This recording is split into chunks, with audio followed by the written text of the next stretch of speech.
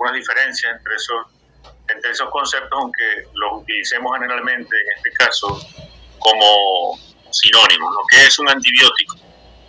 Bueno, es una sustancia producida por un microorganismo, ¿no? Generalmente estos microorganismos son hongos que la producen,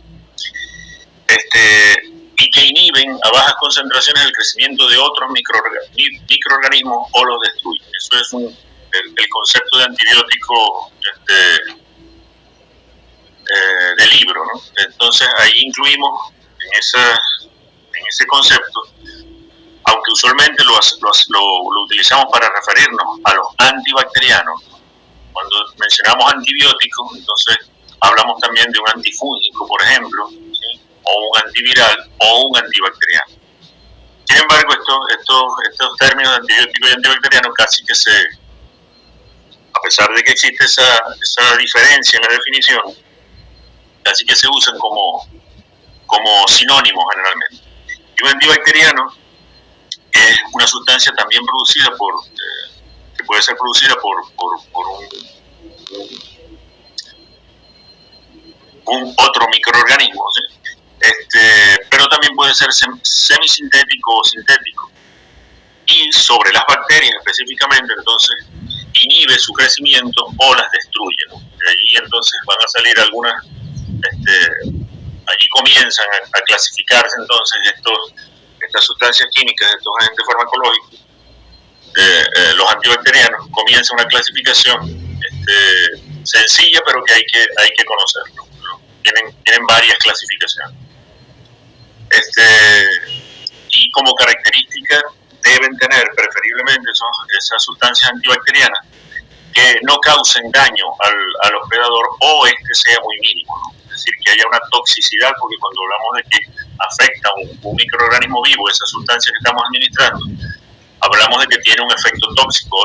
Ahora esa toxicidad debe ser específica, ¿sí? para esos microorganismos células que estamos atacando, y que no cause daño sobre las células del paciente, por supuesto. Entonces, como ya había mencionado, antibióticos y antibacterianos se utilizan generalmente como palabras sinónimas, como conceptos iguales, pero de librito, digamos así, tienen ciertas diferencias que es bueno conocer, ¿no? Hablé de esa toxicidad específica, sin embargo, entonces debemos hacer referencia a que las diferencias estructurales de una célula procariota, como son las bacterias, por sus características estructurales y también de procesos enzimáticos, entonces hacen que estas sustancias antibacterianas tengan mayor especificidad por estos procesos enzimáticos y estas estructuras en la bacteria. Entonces hablamos de una toxicidad selectiva, una toxicidad específica. Bueno, entonces conceptos de antibiótico y antibacteriano. Dentro de esta definición de términos básicos es conveniente recordar, porque dentro de los antibacterianos y su uso en terapéutica, en clínica, se emplean bastante estos conceptos. Debemos recordar qué es un sinergismo y qué es un antagonismo.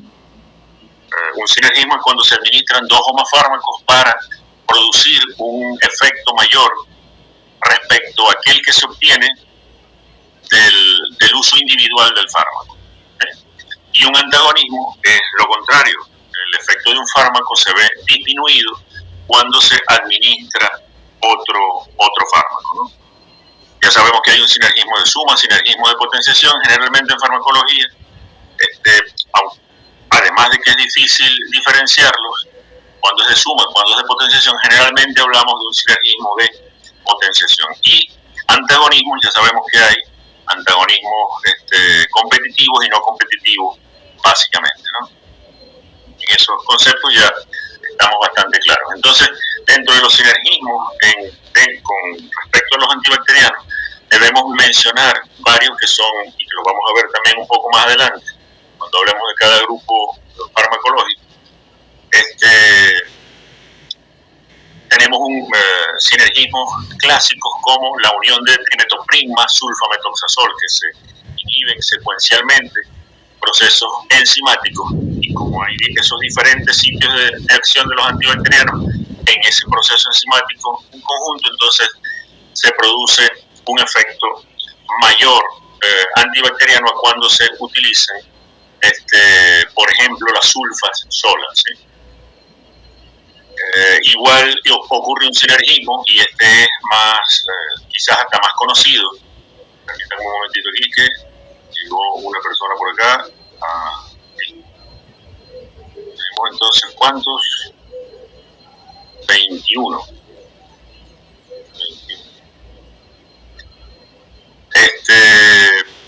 Entonces otro sinergismo que se menciona mucho es el de la amoxicilina más ácido clavulánico, ¿no? Está de tercero ahí en las opciones, en los ejemplos que aparecen en la lámina. Amoxicilina más ácido clavulánico. Vamos a ver que la amoxicilina es un beta-lactámico, y también vamos a mencionar la función que tiene el ácido clavulánico, que por sí solo no tiene un efecto antibacteriano útil desde el punto de vista clínico, pero que cuando se combina con un beta-lactámico como la amoxicilina, entonces incrementa el efecto antibacteriano de la amoxicilina. Y otro ejemplo de sinergismo es el de los beta-lactámicos también, cuando se administran con aminoglicósidos, dos grupos de antibacterianos muy utilizados, ¿no? Ejemplos de beta-lactámicos, que está ahí abajo, además, la amoxicilina.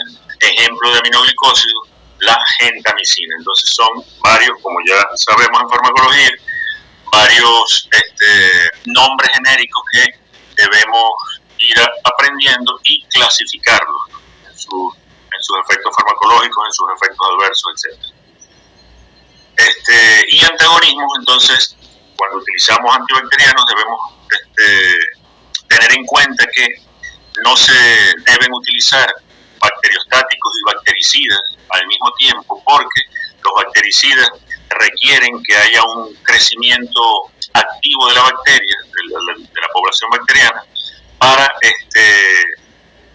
poder ejercer su efecto. Y fíjense que estoy utilizando otros conceptos. Bactericida es un antibacteriano que destruye la bacteria, disminuye su población rápidamente, ¿sí? En cambio, un agente bacteriostático es aquel que detiene el crecimiento. Posteriormente a esta detención del crecimiento actuarán los factores inmunológicos del paciente para disminuir la población bacteriana, ¿sí?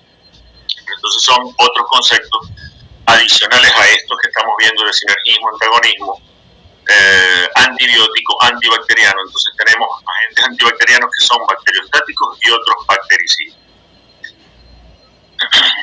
Eso en cuanto a la forma de acción de los agentes antibacterianos. Ahora también tenemos otros tipos de antagonismo cuando ese agente antibacteriano compite por un mismo sitio de unión, ¿sí? Entonces ya eso quizás lo hemos visto con otros fármacos. En este caso es un mismo sitio de unión sobre la bacteria. Por supuesto no se va a observar el efecto tóxico que describimos para otros fármacos respecto del organismo de un mamífero, pero sí, desde el punto de vista clínico y económico, si administramos un fármaco para eliminar una bacteria que va a actuar sobre, por ejemplo, en ese caso el cloranfenicol, la subunidad 50S de los ribosomas, y los macrólidos también van a estar ahí, entonces uno de los dos no va a hacer efecto. Entonces estaríamos perdiendo dinero. Ajá. ¿Y los bacteriolíticos dónde quedarían? Bueno, los bacteriolíticos es otra clasificación añadida allí, que entonces o una subclasificación. Entonces se habla de que los bactericidas disminuyen la población bacteriana rápidamente, matan la bacteria, pero sin producir lisis, ¿no? Entonces allí meten, por ejemplo, a la ciclosporina o a la fofomicina, ¿no? Y reservan el término de bacteriolítico exclusivamente, por ejemplo, para los beta-lactámicos, ¿sí? Yo lo tenía acá, ese concepto yo lo tenía acá, pero decidí eliminarlo porque pareciera a veces que produce confusión, y entonces prefiero quedarme con estos dos conceptos de bacteriostático y bactericida, ¿sí? Que son los más clásicos, digamos así. porque al final, tanto bactericidas como bacteriolíticos, los dos van a producir una disminución marcada y rápida de la población bacteriana, porque producen muerte de la población bacteriana. Solamente que entonces en uno se especifica, los bacteriolíticos producen lisis de la bacteria. Los otros, por otros mecanismos, se asigna ese término de bacteriolíticos a los beta-lactámicos fundamentalmente, porque producen un rompimiento de la pared celular, y si estalla la pared celular, etcétera, ya lo vamos a ver un poco más adelante, ¿sí? Pero bueno, ya que lo nombraste, hago mención también a ese concepto, ¿no? Pero yo prefiero quedarme con los más clásicos, el de bacteriostático y el de bactericida. ¿Hasta aquí todo claro o hay alguna otra pregunta? Todo bien, profesor. Seguimos. No, todo bien, todo bien. Bien. Dentro de este uso de los antibacterianos, estos conceptos que tenemos que ir haciendo familiares, entonces también encontramos estos otros que están en esta lámina y que nos permiten, son útiles porque fundamentalmente nos permiten tener una idea de la sensibilidad de las cepas bacterianas a el antibacteriano que estamos utilizando, ¿no? Cuando utilizamos antibacterianos, generalmente lo hacemos de forma empírica, es decir, no sabemos qué bacteria está allí. Suponemos que, por ejemplo, si se trata de una infección urinaria, podría estar más frecuentemente una Escherichia coli, entonces utilizaríamos antibacterianos para gram negativo, pero eso es un uso empírico, generalmente lo hacemos así. Ahora, frente a infecciones ya que no ceden, entonces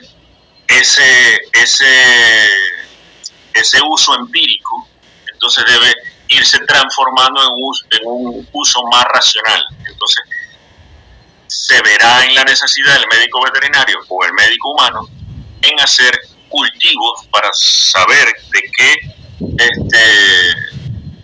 agente bacteriano se trata y conocer mejor su sensibilidad. Entonces, allí entra la importancia de conocer estos conceptos de concentración mínima inhibitoria. ¿Qué es la concentración mínima inhibitoria? Ahí está la concentración mínima del antimicrobiano que inhibe el crecimiento bacteriano. Bueno, porque se hace un cultivo en una placa o en tubos de ensayo, se deja 18 a 24 horas en incubación a temperatura X, ¿no? Entonces, 37 grados centígrados. Entonces, pero si el crecimiento microbiano se inhibe, entonces hablaremos de concentración mínima inhibitoria. Hablamos de una concentración mínima bactericida cuando esa concentración del antibacteriano es capaz entonces de reducir significativamente la densidad de esa población bacteriana. Por supuesto, las concentraciones mínimas bactericidas siempre serán sensiblemente mayores a las concentraciones mínimas inhibitorias. Las concentraciones mínimas inhibitorias son aquellas que detienen el crecimiento, y las concentraciones mínimas bactericidas disminuyen la población bacteriana. Aunque clasificamos, como había mencionado, los antibacterianos en bactericidas y bacteriostáticos, muchas veces esa acción va a depender de la dosis. Generalmente, a las dosis terapéuticas más usuales, se comportan principalmente de una forma u otra, se comportan como bactericidas o bacteriostáticos, pero si subimos la dosis, ese comportamiento puede cambiar y pasar de bacteriostático a convertirse en bactericida, ¿sí? Sucede mucho con o se menciona mucho ese cambio en la acción antibacteriana con la fluoroquinolona. ¿De qué depende? Profe, como pasaba, bien. Profe, como pasaba en algunos medicamentos que actuaban en el sistema nervioso, que dependiendo de la dosis podían ser tranquilizantes, podían pasar a ser sedantes, podían incluso pasar a acciones más profundas en cuanto a... Efectivamente, sí. Algo similar, ¿sí? Entonces, siempre esas esas similitudes en la acción nos la encontramos frecuentemente en farmacología, y es conveniente siempre recordar ese concepto básico, que el efecto siempre es dependiente de la dosis. Entonces, dependiendo del grado de sensibilidad, ¿sí?, tomando como base la concentración mínima inhibitoria, entonces clasificaremos las bacterias en bacterias sensibles cuando es inhibido a la dosis terapéutica, medianamente sensible cuando estamos todavía en el rango terapéutico, pero tenemos que utilizar la dosis mayor de ese rango terapéutico, entonces será medianamente sensible. Y cuando el microorganismo no es afectado por esa dosis máxima terapéutica e incluso superiores, entonces la consideraremos una cepa bacteriana resistente. ¿Sí? Entonces ese concepto de concentración mínima inhibitoria nos sirve para clasificar las cepas bacterianas, las bacterias, en sensibles, medianamente sensibles y resistentes. ¿Sí? Entonces por eso es importante conocer ese concepto, porque nos vamos a encontrar mucho en los libros de farmacología, de microbiología. No, es sensible a tal antibacteriano, es medianamente sensible, es resistente. Entonces de eso depende el uso también racional de antibacterianos, de seleccionar el antibacteriano adecuado que pueda afectar el agente etiológico que está causando la patología. ¿De qué depende el rango de dosis de ese antibacteriano? Por supuesto, de la concentración mínima inhibitoria, ¿no?, y de las propiedades cinéticas del fármaco, fundamentalmente. También de la dosis tóxica, pero de las propiedades cinéticas del fármaco, porque hay antibacterianos que son muy liposolubles, y ya sabemos de qué se trata eso de liposolubilidad, penetrarán suficientemente los tejidos, ¿sí?, y podrán alcanzar concentraciones tisulares significativas, que por supuesto tienen que al menos alcanzar la concentración mínima inhibitoria que se estudia in vitro, porque esos estudios de concentración mínima inhibitoria se hacen in vitro, pero la cinética del fármaco ya es in vivo. Entonces esas concentraciones tisulares tienen que corresponder con las concentraciones mínimas inhibitorias para que efectivamente pueda haber una utilidad clínica del fármaco, ¿sí? Por supuesto, esa dosis del antibacteriano, como para todo fármaco, depende también de la posibilidad de ejercer un efecto tóxico, ¿sí? Los antibacterianos son en general bastante seguros. Hay reacciones inmunológicas, alérgicas, ¿sí?, efectos adversos, muchas veces no relacionados con la dosis, pero sí hay efectos tóxicos colaterales ligados a la propia estructura del fármaco, ¿eh? Los antibacterianos de los más tóxicos que se utilizan frecuentemente en medicina veterinaria, debemos nombrar allí los aminoglicósidos, ¿sí?, que hay que tener cuidado con ese grupo de antibacterianos. Mientras que las penicilinas, por ejemplo, tienen un amplio margen de seguridad, los aminoglicósidos son menos seguros. Entonces les había hablado de las pruebas de sensibilidad a los antibacterianos. Se colocan en un cultivo, se colocan diversos discos, diversos pozos en el agar que tienen antibacterianos. Dependiendo de la amplitud de ese halo de inhibición, entonces se mide, se saca una cuenta y se determina la concentración mínima inhibitoria para esos antibacterianos que se están analizando, ¿no? Pero a grosso modo, mientras mayor sea el halo de inhibición, más sensible va a ser la bacteria, esa cepa bacteriana, a la acción de ese antibacteriano. Entonces, si inicialmente se hace un tratamiento empírico, eso sí, considerando que, por ejemplo, en aparato respiratorio generalmente las infecciones son causadas por gram positivo, si no hay respuesta y se estima que la respuesta al antibacteriano debe ser entre 3 a 5 días, si hay fiebre ya debe haber bajado la fiebre, ¿sí? Si hay moco purulento ya debe haber bajado la secreción y el carácter purulento de esa mucosidad debe haber bajado entre 3 a 5 días.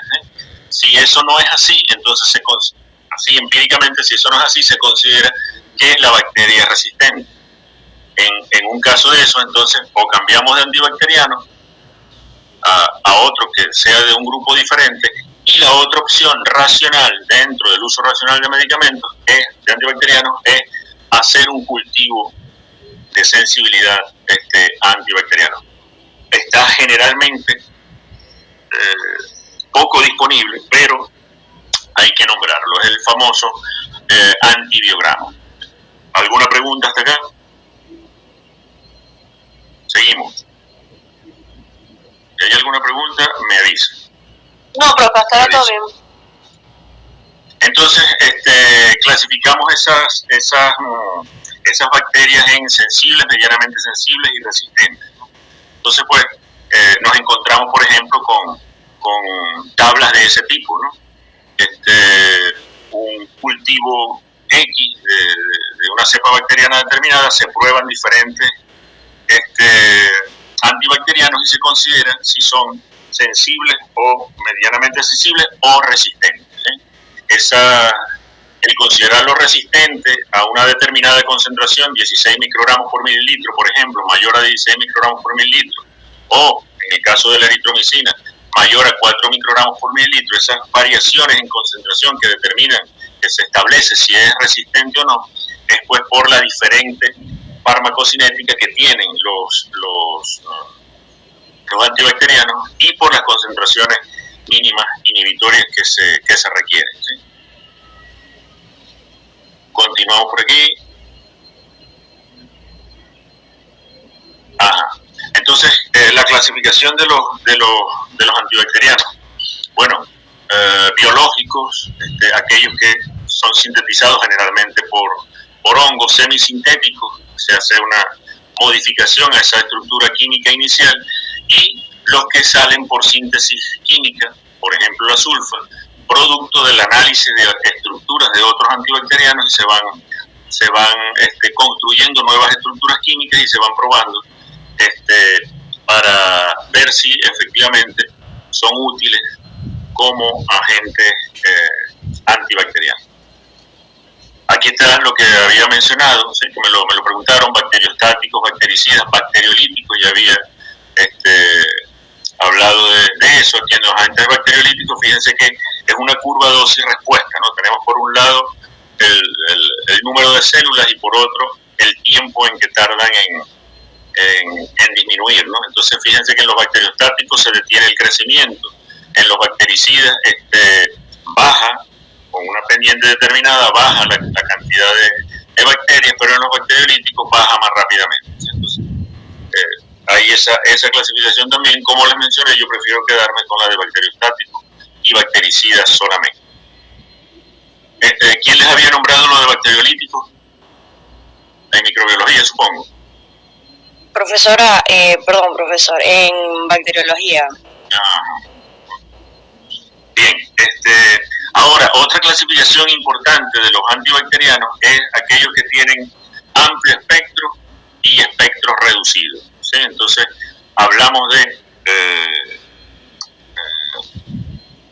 fármacos como las penicilinas, que son de espectro reducido sobre gram positivo, y hablamos de, dentro de los mismos betalactámicos, como son las penicilinas, hablamos de cefalosporinas, por ejemplo, de segunda o tercera generación, que son de amplio espectro. Entonces, de espectro estrecho, básicamente porque son útiles frente a infecciones para gram positivo o para gram negativo, ¿no?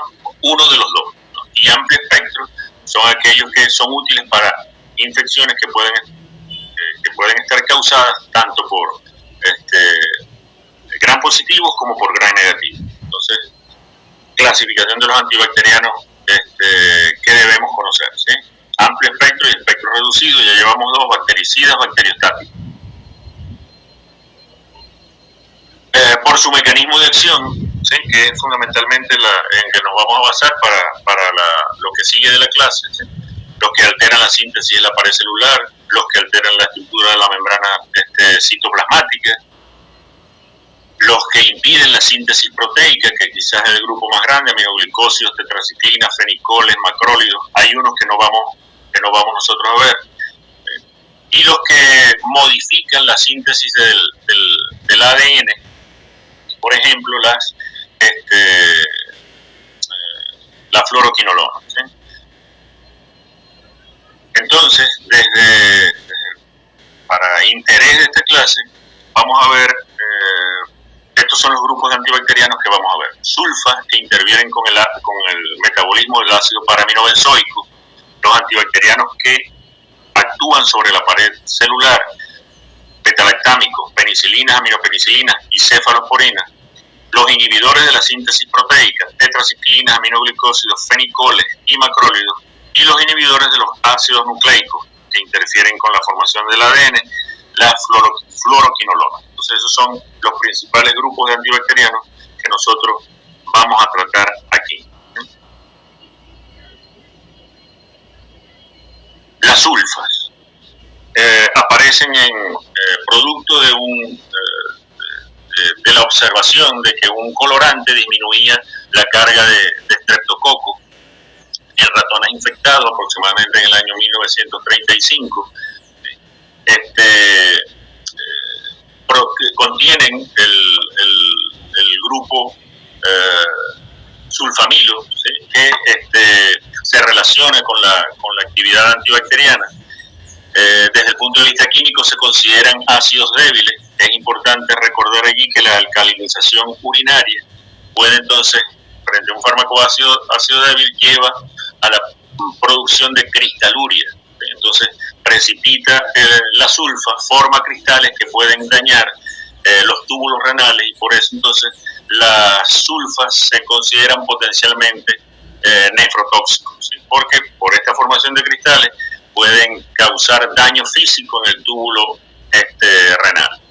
Se asocian generalmente a timetoprim para su potenciación, porque aunque se utilizaron inicialmente solas las sulfas, rápidamente las bacterias desarrollaron resistencia. Ya sabemos seguramente de qué se trata la resistencia bacteriana, cuando es una resistencia vertical, cuando es una resistencia horizontal, ¿sí?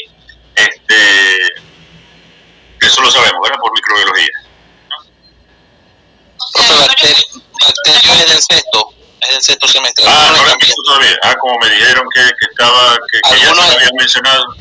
Algunos lo han adelantado del sexto. Bueno, resistencia bacteriana vertical, sobre todo cuando va dentro de la misma cepa población bacteriana, en esa misma cepa, en ese mismo género, se transfiere vía cromosómica esa resistencia. ¿Qué puede hacer esa resistencia? Bueno, cambiar los receptores enzimáticos de acción del antibacteriano para que no actúe, aumentar el exoflujo por poros en la pared bacteriana y transporte activo. Se aumenta la excreción del antibacteriano para que salga rápidamente de la bacteria y no haga el efecto tóxico sobre ella, no se interfiera el metabolismo, no se interfiera la acción, no se produzca la destrucción de la pared celular, etcétera, ¿no? No se produzca o se siga produciendo ácido fólico. Entonces,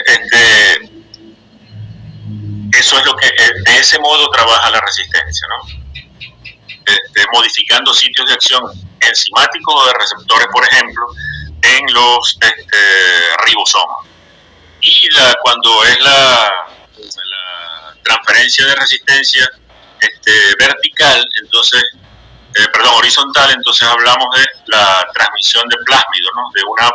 Dentro de una misma cepa bacteriana, e incluso entre cepas bacterianas se transfieren fragmentos de genes que llevan a que por modificación de varios de esos mecanismos que he mencionado se produzca la disminución de la acción del agente antibacteriano sobre esa población bacteriana. Cada vez que nosotros utilizamos un antibacteriano, estamos ejerciendo una presión de selección, es decir, estamos motivando, digámoslo así, a que las bacterias activen. Profe, disculpe, hay una persona intentando entrar. Perdón, no había oído. Déjame ver.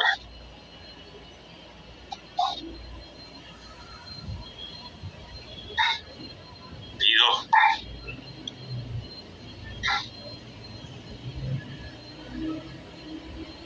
Bueno, cuando sea así me avisan, porque yo estaba viendo la lámina de mi presentación y no estaba en la parte del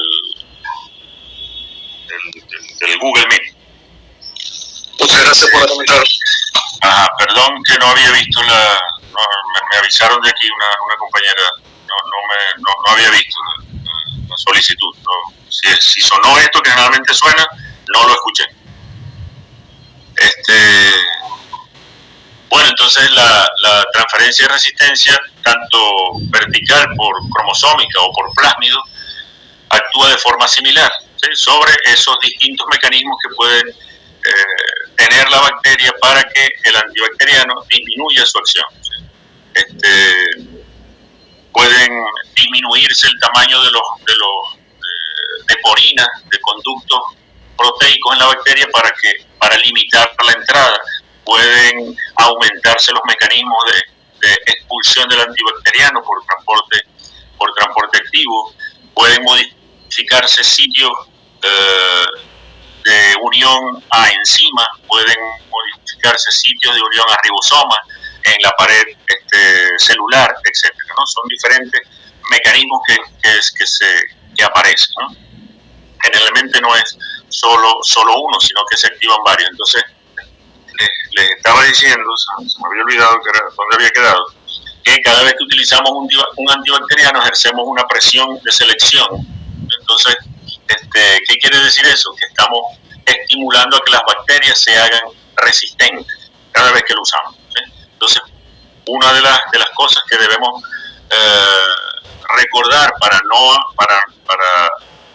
tratar de evitar que aparezca la resistencia es utilizar la dosis adecuada, ¿sí? Y más que la dosis adecuada, todo el concepto que se refiere a posología, para tratar de evitar que aparezca resistencia bacteriana. Entonces, es muy ilustrativo, digamos, que esa presión de selección, a veces no creemos en ella, pero sí existe. Entonces, por ejemplo, si la oxitetraciclina, ya en países del norte como Estados Unidos y otros países europeos, siempre aparece en los libros, que no se utiliza mucho porque había mucha resistencia y no se obtenían los resultados clínicos deseados, mientras que nosotros aquí la usábamos y era muy efectiva. Claro, allá en esos países hay un confinamiento de los animales, hay una cría más intensiva, los animales están más cerca, también las bacterias, se utilizan los antibacterianos, la transmisión de resistencia se hace relativamente más fácil, ¿no? Entonces, acá es una cría más extensiva, se utilizaba la oxitetraciclina, pero por esa misma característica de producción no se veía todavía la resistencia a oxitetraciclina. Ahora sí, ya hay, producto de un largo tiempo de uso desmedido de la oxitetraciclina y quizá de mal uso, entonces ya ha aparecido resistencia a la oxitetraciclina y ya ese antibacteriano que era tan útil para nosotros ahora está presentando esos problemas, ¿no? Entonces, esto respecto a la resistencia de los antibacterianos, del uso racional, y recordar esos términos básicos como posología que dicen no solo de la dosis, sino de los días de tratamiento y de los días de tratamiento y del intervalo entre dosis, que también forman parte de la correcta dosificación. Bueno, ¿alguna pregunta hasta acá respecto al trimethoprim? Entonces hay que aprenderse efectos adversos, fundamentalmente cristaluria, ¿sí? Los clasificamos. ¿Cómo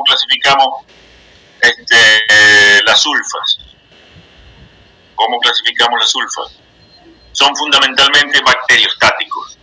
Entonces, estos son los aspectos fundamentales que tenemos que aprendernos de cada grupo de antibacterianos. Sulfa, bacteriostático, de amplio espectro, para gram positivo, para gram negativo. Sin embargo, la sensibilidad de las bacterias ha disminuido y hay mucha resistencia a la sulfa. Sin embargo, se continúan utilizando con algunos usos terapéuticos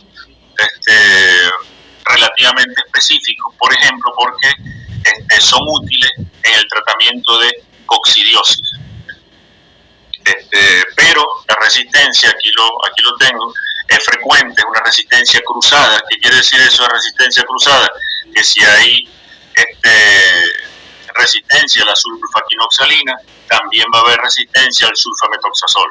Entonces, no vale cambiar entre sulfas, sino que hay que buscar otro grupo de antibacterianos para hacer frente a esa infección bacteriana. Sin embargo, algunas características cinéticas tienen un amplio volumen de distribución, tienen buena biodisponibilidad vía oral, salvo la sulfaquinoxalina que se utiliza para acción local.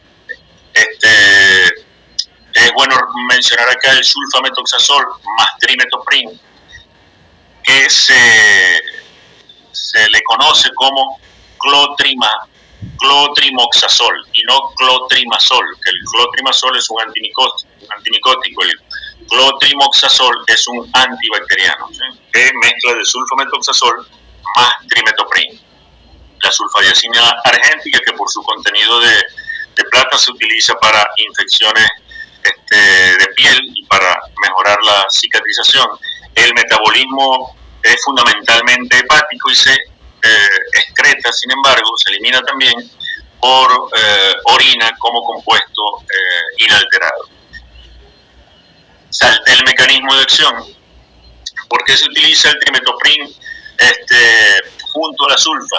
Porque si la sulfa va a inhibir la enzima dihidrofolato sintetasa, acá, esta que está de primera, para la formación de ácido fólico, después formación de ácido tetrahidrofólico y finalmente la conformación de ADN por la bacteria, el trimetoprim inhibe esa formación de ADN en un segundo paso enzimático, al inhibir la dihidrofolato reductasa. Entonces, la sulfa actúa a un nivel enzimático de ese proceso y el trimetoprim actúa a otro nivel enzimático dentro de ese mismo proceso de formación de ácidos nucleicos. Entonces, por eso es que se produce la potenciación del trimetoprim con la sulfa. El trimetoprim solo no tiene un efecto antibacteriano importante desde el punto de vista clínico.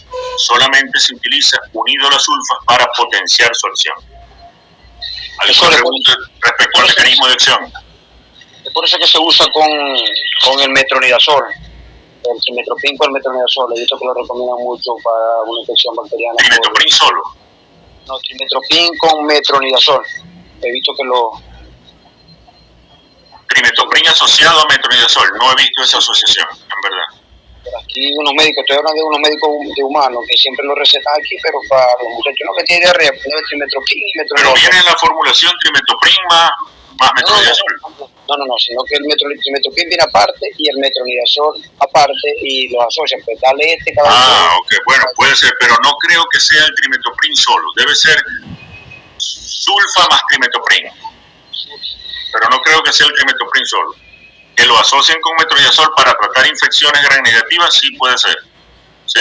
Que den los dos fármacos, pero insisto, no creo que sea trimetoprim solamente, debe ser alguna sulfa más trimetoprim, pero el trimetoprim solo no tiene un uso efectivo como antibacteriano. Pero de todas formas lo voy a buscar, voy a ver, siempre hay que buscar ese tipo de cosas. ¿Alguna pregunta, algún otro comentario?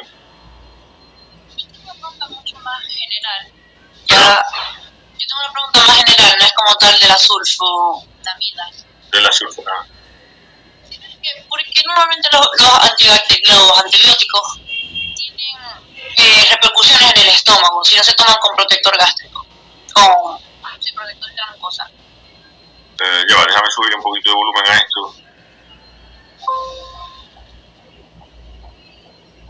Porque son sustancias generalmente irritantes del tracto gastrointestinal. Producen irritación física cuando llegan allí. Es por la misma toxicidad que tiene por ser de un organismo vivo. Aunque eso no es, o sea, el efecto ese de irritación local no se debería catalogar de un efecto tóxico como tal, porque es un efecto físico, o sea, producto de la naturaleza relativamente ácida o relativamente básica pero no es porque sean de un organismo vivo, no es porque sean de un organismo vivo, porque por ejemplo que son organismos vivos, los fermentos lácticos liofilizados, lactobacilos fundamentalmente, que se utilizan para tratar diarrea, son organismos vivos que estás administrando para tratar diarrea y no te producen ese efecto sobre la mucosa gástrica. Pero esto es que producen una irritación gástrica directa. Así como, además del efecto, ese sí, colateral que puede tener, por ejemplo, el ácido acetilsalicílico o el ibuprofeno, que son también de naturaleza ácida, entonces también tienen un efecto directo, el mismo efecto directo de irritación de la mucosa gástrica que puede tener un mango verde o un limón. ¿Sí? Tienen un efecto físico directo de irritación sobre la mucosa gástrica. Por eso se recomiendan generalmente tomarlos o administrarlos con una sustancia que pueda ayudar a disminuir ese efecto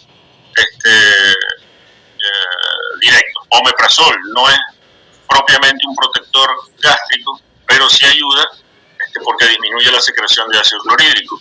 Dentro de los protectores gástricos ya sabemos que los definimos como aquellos que forman una capa sobre la mucosa gástrica para protegerla de la acción precisamente de agentes irritantes.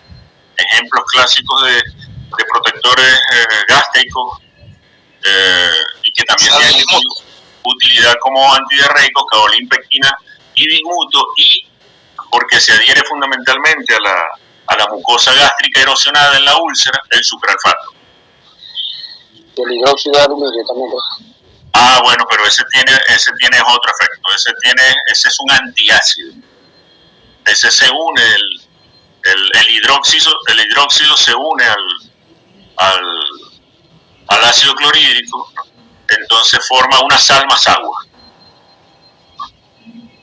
Cloruro de aluminio, cloruro de sodio, y neutraliza de esa forma el ácido clorhídrico. Dependiendo del antiácido que sea, entonces si tiene aluminio, entonces causará estreñimiento porque el aluminio enlentece el peristaltismo, y si es magnesio, entonces más bien tiende a producir cuadros diarreicos porque se satura en el intestino, se saturan los transportes activos de sulfato y de magnesio, entonces se ejerce un efecto osmótico y se arrastra agua y tiende a producir diarrea, dependiendo de la dosis, por supuesto, también. Pero es el efecto que tienen los antibacterianos, que son, la mayoría son, si no todos, irritantes fuertes de la mucosa gástrica. Por eso muchas veces si el paciente está vomitando, ¿no? Ha vomitado, entonces se prefiere otra vía de administración. Entonces todo ese conjunto de cosas que ya ustedes van conociendo y ya están manejando más, ¿no? Todo eso incluye el uso racional de medicamentos, que es ese concepto que se menciona mucho, que parece muy sencillo, pero que tiene que ver con un poco de cosas que hay que ir relacionando. Entonces, no sé si quedó más o menos clara la explicación. Si sirvió de algo, ¿sí? Bueno, espero que sí. Continuamos entonces, ¿verdad? Ya habíamos entonces mencionado el mecanismo de acción, dónde entra el timetoprim, dónde actúa la sulfa, ¿sí? Y por qué se ejerce el efecto de potenciación. de sinergismo de potenciación. Habíamos mencionado también algunas características farmacocinéticas, ¿sí?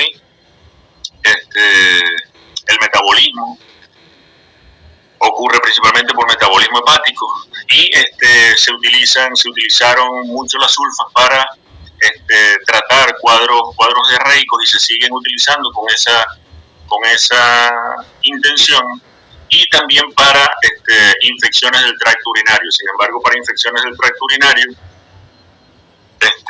las bacterias desarrollaron resistencia rápidamente y hoy se prefieren otros antibacterianos en ese tipo de infecciones del tracto urinario.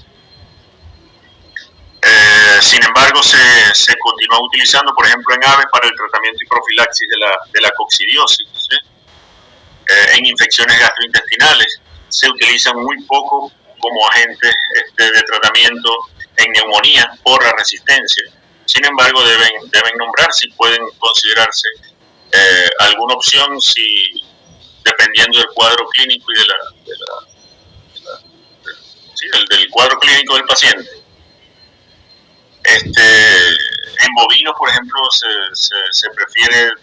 utilizan las sulfas todavía en caso de salmonelosis.